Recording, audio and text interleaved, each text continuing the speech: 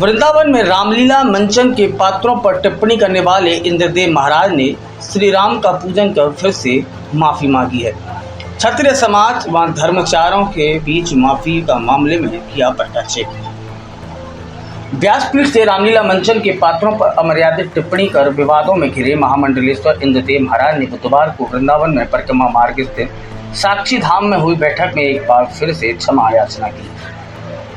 उनके कई बार माफी मांगने के बाद धार्मिक व सामाजिक क्षेत्र के लोग अब उनके साथ खड़े भी नजर आने लगे हैं।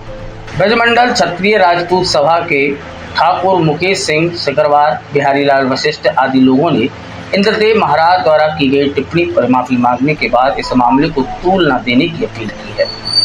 रासाचार व धर्माचार के सानिध्य में हुई बैठक में इंद्रदेव महाराज ने श्री राम के चितपट पर पूजन कर उनसे माफी मांगी। उन्होंने एक बार फिर से ब्रजवासियों, रासाचारों, धर्माचारों से क्षमा याचना करते हुए इस विवाद को समाप्त करने की अपील की है। आज हम क्षत्रिय समाज के लोग, सभी समाज के लोग, कल मेरी कई दिन से मैं सुन रहा था, कल इसमें महाराज जी का मेरे पास टेलीफोन गया था। महाराज जी ने कही कि क्षत्रियों का काम होता है माफ़ करने का। तो मैंने कही माफ़ तो क्षत्रियों ने तो अभी आपके साथ कुछ किया नहीं है। ये वीडियो प्रकरण जो कई दिन से चल रहा था, महाराज जी के द्वारा जो कहा गया था सीता जी के और राम जी के बारे में, वो निश्चित रूप से गलत था। हम उनको बिल्कुल ये नहीं कहेंगे कि आपने सही कहा, बिल्कुल गलत था। उसका विरोध हुआ वो भी गलत, और जो विरोध हुआ है, विरोध का ये परिणाम है कि महाराज जी उसमें बार बार माफी मांग रहे हैं। तो आज इसमें हम सब एकत्रित हुए साक्षी महाराज के आश्रम पर।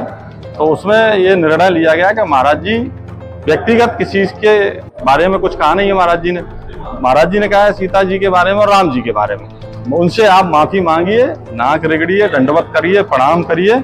ये हमारा वो था, तो वो महाराज जी ने आप सभी के चैनलों के माध्यम से उन्होंने किया। एक हमारा सुझाव और प्रस्ताव था कि महाराज जी अपने पैसे से किसी भी महापुरुष की एक प्रतिमा वृंदावन में किसी भी चौराहे पे लगाएंगे, तो उन्होंने यस किया है।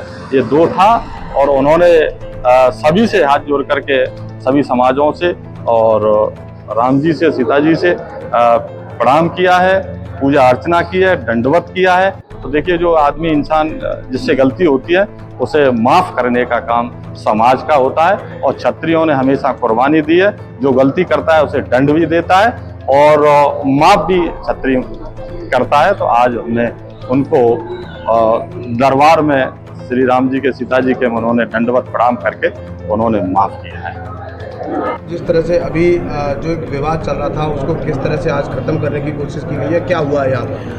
आज ये यहाँ क्षत्रिय महासभा और चतुर्वेदी ब्राह्मण रामलीला मंच के जो सदस्य, उनकी सभा हुई है, और आज इस विषय को समाप्त पूरी तरह से करने की योजना से ये सभा की गई है, चतुर्वेदी रामलीला कलाकारों की तरफ से और क्षत्रिय महासभा की तरफ से।